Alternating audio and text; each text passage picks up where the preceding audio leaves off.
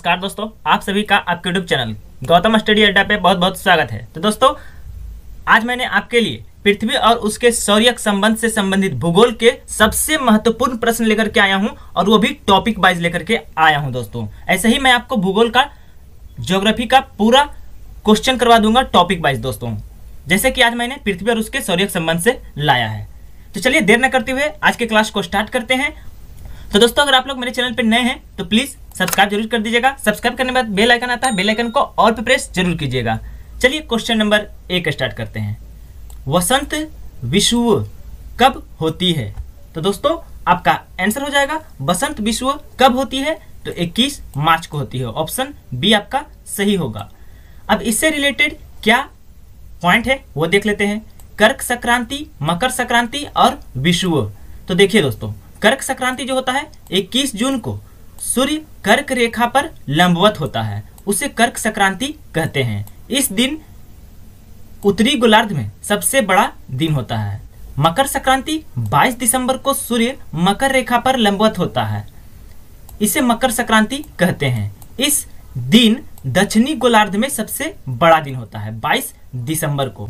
अब विषुव क्या है? इक्विनॉक्स जिसको कहा जाता है। यह पृथ्वी का वह स्थिति है जब सूर्य की किरणें विषुवत रेखा पर लंबवत पड़ती है और सर्वत्र दिन एवं रात बराबर होते हैं। 23 सितंबर एवं 21 मार्च को संपूर्ण पृथ्वी पर दिन एवं रात बराबर होते हैं। इसे क्रमशः शरद विषुव एवं वसंत विषुव कहते हैं। आइए क्वेश्चन नंबर 2 देख लेते हैं। उत्तरी गोलार्ध में सबसे बड़ा दिन कब होता है? तो मैंने आपको अभी भी बताया कि उत्तरी गोलार्ध में सबसे बड़ा दिन कब होता है, तो होता है 21 जून को। आपका आंसर होगा ऑप्शन डी दोस्तों, 21 जून। चलिए अगला क्वेश्चन देख लेते हैं। क्वेश्चन नंबर 3 है, शीतोष्ण कटिबंध का क्षेत्र किन अक्षांशों के बीच अवस्थित होता है? तो आपका आंसर हो जाएगा ऑप्शन डी, 45 डिग्री उत्तर से 66 डिग्री दक्षिणी अक्षांश का भाग। क्वेश्चन नंबर 4 है, किस कटिबंध में हमेशा बर्फ जमी रहती है? तो कौन सा कटिबंध है जहां बर्फ हमेशा जमी रहती है? तो आपका आंसर हो जाएगा ऑप्शन ए, ध्रुवीय कटिबंध, जहां बर्फ हमेशा जमी रहती है। क्वेश्चन नंबर 5 है, सूर्य की किरणें कहां लंबवत पड़ने के कारण दिन और रात बराबर होते हैं? मैंने आपको अभी भी बताया है कि दिन और रात कब बराबर होते हैं? जब विषुवत रेखा पर सूर्य का किरण लंबवत पड़ता है। तो आपका आंसर क्या होगा? ऑप्शन डी, विषुवत रेखा। क्वेश्चन नंबर 6 है, अपने परिक्रमा पथ में पृथ्वी सूर्य के चारों ओर किस वेग से चक्कर लगाती है? तो आपका आंसर होगा ऑप्शन ए, 29.8 किलोमीटर प्रति सेकेंड। आपका आंसर हो जाएगा पृथ्वी सूर्य के चारों ओर अपने परिक्रमा पथ पर चक्कर लगाती है। क्वेश्चन नंबर 7 है, पृथ्वी सूर्य की परिक्रमा किस कक्षा में करती है? तो आपका आंसर हो जाएगा ऑप्शन सी, दीर्घ वृत्ताकार। दोस्तों, पृथ्वी जो है सूर्य की परिक्रमा दीर्घ वृत्ताकार कक्षा में करती है। क्वेश्चन नंबर 8 है, पेरिहीलियन की अवस्था में पृथ्वी और सूर्य के बीच की दूरी कितनी होती है? पेरिहीलियन, तो पेरिहीलियन क्या होता है दोस्तों? जब पृथ्वी जो है सूर्य के पास चला जाता है, पेरिहीलियन से पास चला जाता है, उसको कहते हैं पेरिहीलियन, यानी उपसौर कहता है। और वह होता है आपको 3 जनवरी को। तो जब सबसे पास चला जाता है तो इसका दूरी हो जाता है सूर्य और पृथ्वी के बीच, ऑप्शन सी, 14.70 करोड़ किलोमीटर होता है। आइए मैं आपको उपसौर और अपसौर के बारे में बता देता हूं, पेरिहीलियन और एफेलियन। तो दोस्तों, आपका आंसर में है पेरिहीलियन। पेरिहीलियन यानी उपसौर। पृथ्वी सूर्य की परिक्रमा दीर्घवृत्तीय कक्ष में करती है, जो कि आपका क्वेश्चन था। जब पृथ्वी सूर्य के अत्यधिक पास होती है तो उसे उपसौर कहते हैं, यानी पेरिहीलियन कहते हैं।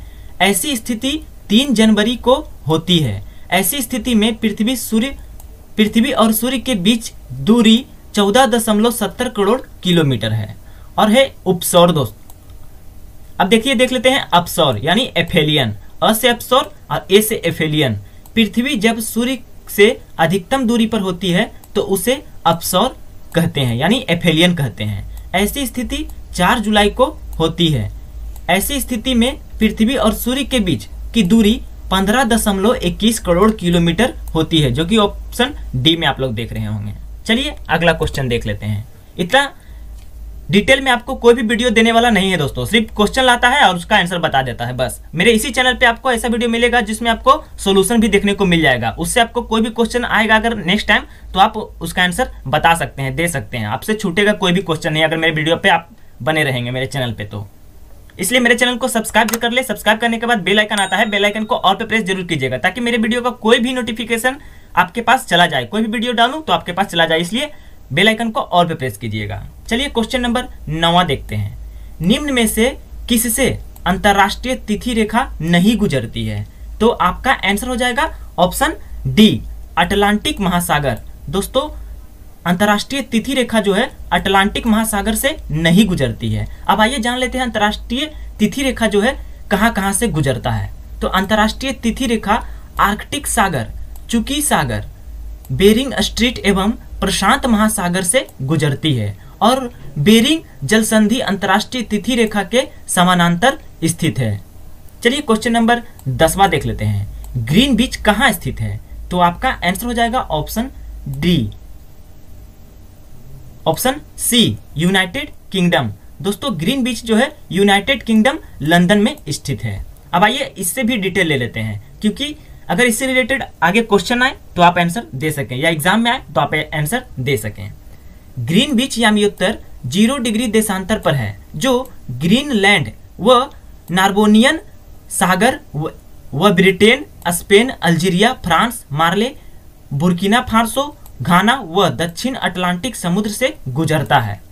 घाना व दक्षिण अटलांटिक समुद्र से गुजरता है। तो दोस्तों अगर आपको इस वीडियो का क्यूज भी खेलना है वीडियो देखने के बाद, तो मेरे टेलीग्राम चैनल को ज्वाइन कर सकते हैं। वहां आपको वीडियो उसके बाद क्यूज करवाता हूं। मैं पहले वीडियो डाल देता हूं, वो वीडियो को देख लीजिए, उसके बाद क्यूज हो जाता है। आपका सारा रिवीजन वहां हो जाएगा। इसलिए मेरे चैनल पे बने रहें और टेलीग्राम चैनल को भी ज्वाइन कर ले। टेलीग्राम चैनल का लिंक आपको डिस्क्रिप्शन बॉक्स में भी मिल जाएगा, या तो टेलीग्राम चैनल को जाकर के वहां टेलीग्राम पे गौतम स्टडी अड्डा सर्च कीजिएगा, वहां आपको मेरे चैनल मिल जाएगा। चलिए क्वेश्चन नंबर 11 देख लेते हैं। आपको सारा का सारा रिवीजन यही हो जाएगा। किस कटिबंध में सूर्य की किरणें तिरछी पड़ती है? तो आपका आंसर क्या हो जाएगा? किस कटिबंध में सूर्य की किरणें तिरछी पड़ती है? तो आपका आंसर होगा ऑप्शन बी, शीतोष्ण कटिबंध में सूर्य की किरणें तिरछी पड़ती है, इसलिए यह शीतोष्ण होता है। क्वेश्चन नंबर 12 है। आर्कटिक वृत्त कितने डिग्री अक्षांश को कहा जाता है? आपका आंसर होगा ऑप्शन बी, 66.5 उत्तरी अक्षांश को कहा जाता है आर्कटिक वृत्त। क्वेश्चन नंबर 13 देख लेते हैं। सूर्य एवं पृथ्वी के बीच चंद्रमा के आ जाने से कौन सी घटना होती है? तो आपका आंसर होगा ऑप्शन बी, सूर्य ग्रहण होता है। चलिए क्वेश्चन 14 देख लेते हैं। ध्रुवों पर दिन एवं रात की अवधि कितनी होती है? तो ऑप्शन ए, 6 महीना होता है ध्रुवों पर दिन एवं रात की अवधि। तो दोस्तों मुझे आप इंस्टाग्राम पे और ट्विटर पे भी फॉलो कर सकते हैं, वहां भी आपको पीडीएफ मिल जाएगा और वीडियो भी मिल जाएगा। चलिए क्वेश्चन नंबर 15 देख लेते हैं। पृथ्वी सदैव अपने अक्ष पर किस दिशा में घूमती है? तो पृथ्वी सदैव अपने अक्ष पर घूमता है, ऑप्शन सी, पश्चिम से पूर्व की ओर। क्वेश्चन नंबर 16 है। ऑस्ट्रेलिया में कितने समय जोन की व्यवस्था की गई है? तो आपका आंसर होगा ऑप्शन सी, 3 समय जोन है दोस्तों ऑस्ट्रेलिया में। अब आइए कहां कहां कितना समय जोन है मैं आपको बता देता हूं। संयुक्त राज्य अमेरिका में 7 समय जोन है। स से होता है संयुक्त राज्य अमेरिका और स से होता है 7 समय जोन। रूस में 11 समय जोन है और ऑस्ट्रेलिया में 3 समय जोन है। चलिए आगे देख लेते हैं। Question number 17। विश्व को कितने समय जोन में विभाजित किया गया है? तो दोस्तों पूरे विश्व को, आपका आंसर हो जाएगा ऑप्शन डी, 24 समय जोन में विभाजित किया गया है पूरे विश्व को। क्वेश्चन नंबर 18 है। विषुवत वृत्त से उत्तर या दक्षिण की दिशा में स्थित किसी स्थान की कोणीय दूरी क्या कहलाती है? तो विषुवत वृत्त से उत्तर या दक्षिण दिशा में स्थित किसी स्थान की कोणीय दूरी को क्या कहेंगे? तो आपका आंसर हो जाएगा ऑप्शन डी, अक्षांश। दोस्तों उसे अक्षांश कहेंगे। चलिए अगला क्वेश्चन देख लेते हैं। क्वेश्चन नंबर 19 है। अपसौर किस तिथि को होता है? तो मैंने आपको अभी अभी बताया कि ऊ से आएगा, अगर उपसौर आएगा तो ऊ से 3 जनवरी को आएगा और पेरिहेलियन कहलाएगा। अपसौर आएगा तो एफेलियन कहलाएगा और ये आता है 4 जुलाई को। आपका आंसर हो जाएगा ऑप्शन सी, 4 जुलाई को। और 4 जुलाई को पृथ्वी और सूर्य के बीच की दूरी हो जाती है 15.21 करोड़ किलोमीटर होता है। क्वेश्चन नंबर 20 देख लेते हैं। भूमध्य रेखा से एक समान कोणीय दूरी वाले स्थानों को मिलाने वाली रेखा को क्या कहते हैं? बी, अक्षांश रेखा। अक्षांश रेखा कहते हैं भूमध्य रेखा से एक समान कोणीय दूरी वाले स्थानों को मिलाने वाली रेखा को। क्वेश्चन नंबर 21 देख लेते हैं। सूर्य ग्रहण कैसा होता है? तो सूर्य ग्रहण जो होता है आपका आंसर हो जाएगा ऑप्शन बी, दोनों यानी सूर्य ग्रहण जो होता है आंशिक भी होता है और पूर्ण भी होता है। क्वेश्चन नंबर 22 है। किसी स्थान की प्रधान मध्याह्न रेखा से पूर्व या पश्चिम की कोणीय दूरी क्या कहलाती है? तो आपका आंसर हो जाएगा ऑप्शन सी, देशांतर कहलाता है। क्या कहलाता है? देशांतर। प्रधान मध्याह्न रेखा से पूर्व या पश्चिम की ओर कोणीय दूरी को देशांतर कहा जाता है। क्वेश्चन नंबर 23 है। निम्न में से कौन सा देश मकर रेखा से नहीं गुजरता है?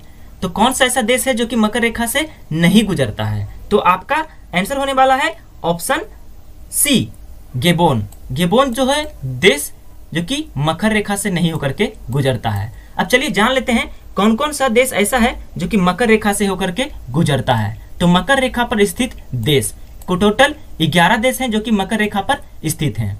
Madagascar, Argentina, Mozambique, Polynesia, Australia, Chile, दक्षिण अफ्रीका, बोत्सवाना, नामीबिया, पराग्वे और ब्राजील। चलिए क्वेश्चन 24 देख लेते हैं। विषुवत रेखा से ध्रुवों की ओर बढ़ने पर देशांतर के बीच की दूरी पर क्या प्रभाव पड़ता है? तो आपका आंसर हो जाएगा ऑप्शन सी, क्या होगा? घटता है दोस्तों। विषुवत रेखा से ध्रुवों की ओर बढ़ने पर देशांतर के बीच की दूरी घटता है। क्वेश्चन नंबर 25 दोस्तों, आगे और भी मस्त मस्त क्वेश्चन, इंटरेस्टिंग क्वेश्चन है जो आपके नॉलेज के लिए इंपॉर्टेंट है, आपके एग्जाम के लिए इंपॉर्टेंट है। देखते रहिए, मेरे चैनल को स्किप नहीं कीजिए, पूरा वीडियो देखिए, पूरा क्वेश्चन देखिए। हो सकता है जो क्वेश्चन छूटता है वही क्वेश्चन एग्जाम में आ जाता है। नक्षत्र की अवधि क्या होती है? तो आपका आंसर हो जाएगा ऑप्शन ए, 23 घंटा 56 मिनट होता है दोस्तों, नक्षत्र की अवधि होता है। मेरे से एक बार हुआ था, श्रीलंका का राष्ट्रीय खेल और राष्ट्रीय फूल पूछा था और मैं श्रीलंका का सब चीज देख लिया था, सिर्फ वो नहीं देखा था और वही एग्जाम में पूछ लिया गया था। क्वेश्चन नंबर 26वां है। अंतरराष्ट्रीय तिथि रेखा किसे कहा जाता है? तो आपका आंसर हो जाएगा ऑप्शन बी, 180 डिग्री देशांतर को कहा जाता है अंतरराष्ट्रीय तिथि रेखा। तो दोस्तों मेरे टेलीग्राम चैनल को आप ज्वाइन कर सकते हैं, गौतम स्टडी अड्डा सर्च करके। वहां एवरीडे क्यूज होता है, जो वीडियो डाला जाता है उसी का क्यूज करवाया जाता है वीडियो डालने के बाद। आप वीडियो देख लीजिए और क्यूज खेल लीजिए, आपका रिवीजन हो जाएगा, याद हो जाएगा। क्वेश्चन नंबर 27 है। दैनिक गति को और किस नाम से जाना जाता है? तो आपका आंसर होगा ऑप्शन ए, घूर्णन काल। घूर्णन काल के नाम से जाना जाता है दैनिक गति को। क्वेश्चन नंबर 28 है। 0 डिग्री के अक्षांश को क्या कहते हैं? तो 0 डिग्री के अक्षांश को क्या कहते हैं? तो आपका आंसर हो जाएगा ऑप्शन सी, विषुवत वृत्त कहा जाता है 0 डिग्री अक्षांश को। क्वेश्चन नंबर 29वां है। अर्धरात्रि के समय सूर्य 21 जून को कहां दिखाई पड़ता है? तो दोस्तों अर्धरात्रि के समय सूर्य जो है 21 जून को ऑप्शन ए, नॉर्वे में दिखाई पड़ता है। कहां दिखाई पड़ता है? नॉर्वे में। अगर आपको करंट अफेयर्स का भी वीडियो देखना है तो मेरे इसी चैनल पे आपको करंट अफेयर्स का वीडियो सुबह 4 बजे ही मिल जाता है और वो भी पूरा चारों का चारों ऑप्शन का पूरा डिटेल मिलता है। और जो भी राज्य या जो भी देश के बारे में क्वेश्चन आता है तो उस राज्य और देश के बारे में या उस संस्था के बारे में पूरा जानकारी मैं देता हूं उस वीडियो में। क्वेश्चन नंबर 30 है। 180 डिग्री देशांतर रेखा को कहां पर पश्चिम की ओर मोड़ा गया है? तो आपका आंसर हो जाएगा ऑप्शन सी, बेरिंग सागर। दोस्तों बेरिंग सागर में मोड़ा गया है 180 डिग्री देशांतर रेखा को पश्चिम की ओर। क्वेश्चन नंबर 31 है। किसी स्थान का अक्षांश कितने डिग्री से अधिक नहीं हो सकता है? तो आपका आंसर हो जाएगा ऑप्शन ए, 90 डिग्री से अधिक नहीं हो सकता है किसी स्थान का अक्षांश। क्वेश्चन नंबर 32 है, दिन रात का छोटा और बड़ा होना किस कारण संभव है। और ये क्वेश्चन तो कई बार रिपीट हुआ है दोस्तों, सारा का सारा क्वेश्चन रिपीटेड क्वेश्चन है रेलवे के एग्जाम में, और सारा का सारा पूछा हुआ क्वेश्चन है, इसलिए इसको ध्यान से देखिएगा। पूरा क्वेश्चन हो सकता है आपके एग्जाम में भी पूछा जा सकता है इन सभी से क्वेश्चन।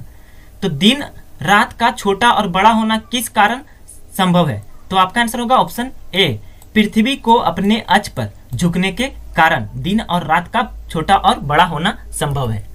क्वेश्चन नंबर 33 है, विषुवत रेखा से कितने देश होकर गुजरती है, तो आपका आंसर हो जाएगा ऑप्शन डी, टोटल 13 देश हैं जो कि विषुवत रेखा से होकर के गुजरती है, और विषुवत रेखा को ही भूमध्य रेखा भी कहा जाता है। अब आइए जान लेते हैं इससे पूरा जानकारी, ताकि आपसे क्वेश्चन आगे ना छूटे अगर आए एग्जाम में। तो भूमध्य रेखा यानी विषुवत रेखा कुल 13 देश से होकर के गुजरती है। वे हैं दक्षिण अमेरिका महाद्वीप के देश, इक्वाडोर, कोलंबिया, ब्राजील। अफ्रीका महाद्वीप के देश गैबन, कांगो गणराज्य, कांगो लोकतांत्रिक गणराज्य, युगांडा, केन्या, सोमालिया। एशिया महाद्वीप के देश हैं मालदीव, इंडोनेशिया, किरिबाती, साओटोम और पिनसिप। अब आइए क्वेश्चन नंबर 34वां देख लेते हैं। ये सभी से क्वेश्चन पूछा जाता है, याद रखिएगा, लिख लीजिएगा, सारा नोट कर लीजिएगा, एक कॉपी बना लीजिए, उसमें नोट करते जाइए। किस कारण ऋतु परिवर्तन होती है, ये भी क्वेश्चन तो VVI है दोस्तों, कई बार एग्जाम में पूछा गया होगा, आपके सामने भी आया होगा ये क्वेश्चन। तो किस कारण ऋतु परिवर्तन होता है, तो आपका आंसर हो जाएगा ऑप्शन डी, परिक्रमण। पृथ्वी के परिक्रमण के कारण ऋतु परिवर्तन होता है, घूर्णन नहीं मारिएगा, कभी कभी गलत हो जाता है। क्वेश्चन नंबर 35वां है, कौन सी जल संधि अंतर्राष्ट्रीय तिथि रेखा के समानांतर है। मैंने आपको बताया था कि कौन सा जल संधि है जो कि अंतर्राष्ट्रीय तिथि रेखा के समानांतर है, तो आपका आंसर हो जाएगा ऑप्शन ए, बेरिंग जल संधि। मैंने आपको पहले क्वेश्चन में ही बताया दिया था। क्वेश्चन नंबर 36 है, भारत का मानक समय कहां से गुजरता है। ये क्वेश्चन तो कई बार आप लोग देखे भी होंगे, आपसे सही भी हुआ होगा, आपसे गलती भी हो सकता है हुआ होगा, तो आपका आंसर हो जाएगा ऑप्शन डी, इलाहाबाद के मिर्जापुर से गुजरता है दोस्तों भारत का मानक समय। तो दोस्तों अगर मेरा वीडियो आपको अच्छा लग रहा है ना, तो वीडियो ज्यादा से ज्यादा शेयर और लाइक अपने दोस्तों को फेसबुक ग्रुप में, व्हाट्सएप ग्रुप में, जहां चाहे वहां टेलीग्राम ग्रुप में शेयर जरूर कर दीजिएगा, और अपने दोस्तों को मेरे चैनल के बारे में जरूर बताइएगा। अगर आप मेरे चैनल को अभी तक सब्सक्राइब नहीं किए हैं, और जो लोग मेरे चैनल पर पहली बार आए हैं, जो लोग नए हैं, प्लीज सब्सक्राइब जरूर कर दीजिएगा, और अपने दोस्तों को भी मेरे चैनल के बारे में बताइए, क्योंकि ऐसा चैनल आपको कहीं यूट्यूब पर खोजने से ही मिलता है दोस्तों, और आपको फ्री में मिल रहा है, इसलिए आप इसका फायदा उठाइए और मुझे भी थोड़ा हेल्प कीजिए मेरे चैनल को ग्रो करने में। क्वेश्चन नंबर 37 है, 15 डिग्री देशांतर की दूरी तय करने में पृथ्वी को कितने समय लगते हैं, तो आपका आंसर हो जाएगा ऑप्शन ए, 60 मिनट लगता है दोस्तों पृथ्वी को 15 डिग्री देशांतर की दूरी तय करने में। क्वेश्चन नंबर 38 है, निम्न में से कौन सा देश कर्क रेखा से नहीं गुजरती है, तो कौन सा देश है जो कि कर्क रेखा से नहीं गुजरता है, तो आपका आंसर हो जाएगा ऑप्शन सी, नामीबिया। नामीबिया है दोस्तों देश जो कि कर्क रेखा से नहीं गुजरता है। अब आइए जान लेते हैं कि कर्क रेखा पे कौन कौन सा देश स्थित है दोस्तों।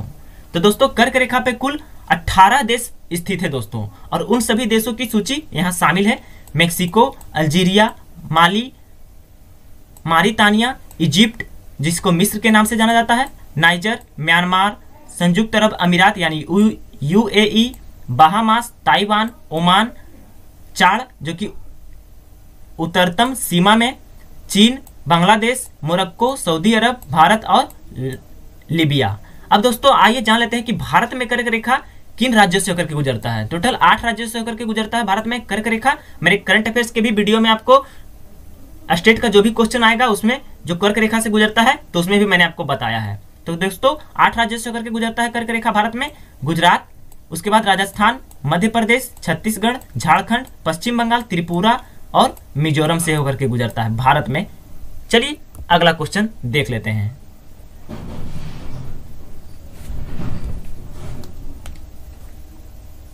क्वेश्चन नंबर 39 है, किसी स्थान का समय ज्ञात करने के लिए किसका प्रयोग किया जाता है। तो दोस्तों किसी स्थान का समय ज्ञात करने के लिए हमें देशांतर का प्रयोग किया जाता है? क्वेश्चन का आंसर होगा ऑप्शन डी। क्वेश्चन 40 है, प्रधान मध्याह्न रेखा का निर्धारण कब और कहां किया गया? तो आपका आंसर होगा ऑप्शन ए, 1884 में लंदन में किया गया। क्वेश्चन नंबर 41 देख लेते हैं, शून्य अंश अक्षांश को क्या कहा जाता है? तो दोस्तों शून्य अंश अक्षांश को क्या कहा जाता है? तो आपका आंसर होगा ऑप्शन ए, दोनों। दोनों यानी विषुवत रेखा और भूमध्य रेखा। विषुवत रेखा को ही भूमध्य रेखा कहा जाता है दोस्तों, इसलिए यहाँ आंसर दोनों होगा। क्वेश्चन नंबर 42, अगर यहाँ विषुवत रेखा सिर्फ रहता तो विषुवत रेखा मानते हैं। उत्तरी और दक्षिणी ध्रुव को मिलाने वाली काल्पनिक रेखा क्या कहलाती है? तो दोस्तों उत्तरी और दक्षिणी ध्रुव को मिलाने वाली काल्पनिक रेखा क्या कहलाती है? तो यहाँ भी आपका आंसर होगा ऑप्शन बी, दोनों। दोनों यानी अक्ष, अक्षांश और देशांतर।